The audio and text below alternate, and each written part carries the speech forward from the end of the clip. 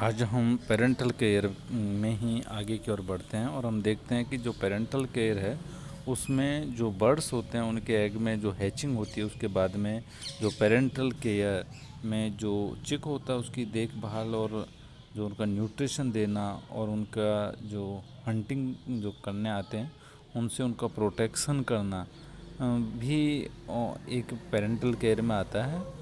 मात्र कुछ ही स्पीशीज़ होती हैं जिनमें अपन देखते हैं कि जो नीड या अपना नेस्ट फॉर्मेशन के लिए परज्यू या मेगापोड जो माउंट बिल्डर हैं उनमें हैग हैचिंग के बाद पेरेंटल केयर का जो एब्सेंसी होती है और उनमें जो पर बहुत से ज़्यादातर जो बर्ड्स होते हैं उनमें पेरेंटल केयर पूरी तरह से पाया जाता है।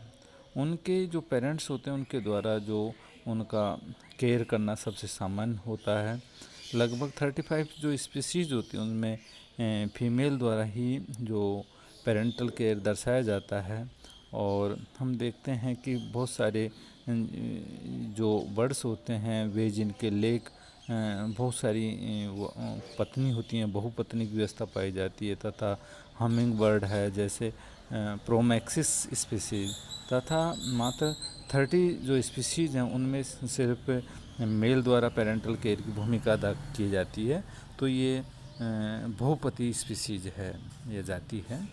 तो चूज़ों को दिए जाने वाले भोजन में चूज़ों की आवश्यकता उनको जो आवश्यकता अनुसार नमी होती है उसमें, और तथा उनके लिए अलग से पीने के पानी नहीं लाया जाता है। उनमें इनके बहुत सारे जो अपवाद भी होते हैं, जैसे सैंड ग्राउज होता है और पेरेंट्स से माता पिता दोनों ही आते हैं कि पेट पर एक विशेष रूप से रूपांतरित एक फिन पंख पाया जाता है, फीदर पाया जाता है, जिनमें जल को एब्जॉर्ब करने की अभूतपूर्व क्षमता पाई जाती है।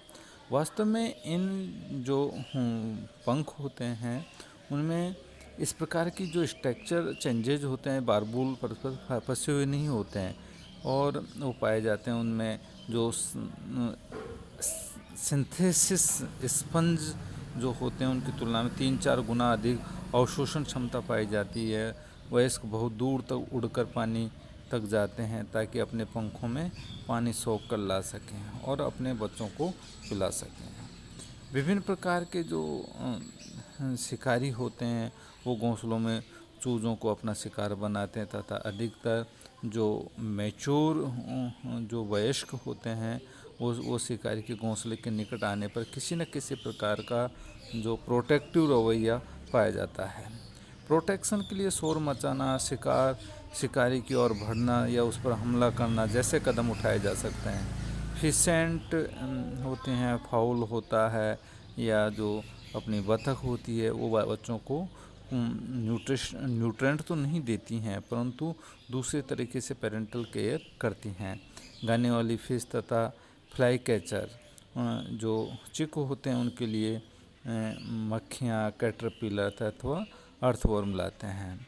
फीमेल ईयरविंग जो एग पर बहुत कड़ी नज़र रखती हैं, यदि वो ड्राई लगते हैं तो उनमें एक एक करके उनको जो नम स्थान या वेट वाले जो पैलेस होते हैं उन प्लेस पर उनको ले जाती हैं।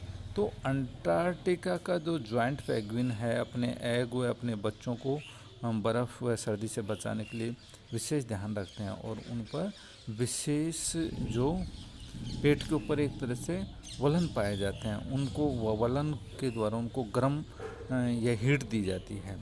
तो अधिकतर जो पक्षियों में बच्चों व माता पिता के बीच में प्रारंभिक काल में जिसको अपन सेंसिटिव पीरियड कहते हैं में स्टडी द्वारा एक बॉन्ड विकसित किया जाता है। 2 प्रकार के शिशु होते हैं, एल्ट्रिशियल तथा प्रोकोशियल्स। कुछ जो बर्ड्स होते हैं रोडेंट तथा जो मैमल्स होते हैं उनमें एस्ट्रिशियल्स शिशु पाए जाते हैं। ये जो बच्चे होते हैं वो ऐसाई, अंधे, नग्न व बहरे पैदा होते हैं तथा चलते फिरते नहीं हैं, जबकि प्रोकोशियल्स जो बच्चे होते हैं वो जन्म के तुरंत बाद चल फिर सकते हैं, देख और सुन सकते हैं। इनमें सामाजिक अंतःक्रिया भी शीघ्रता से ही प्रारंभ हो जाती है।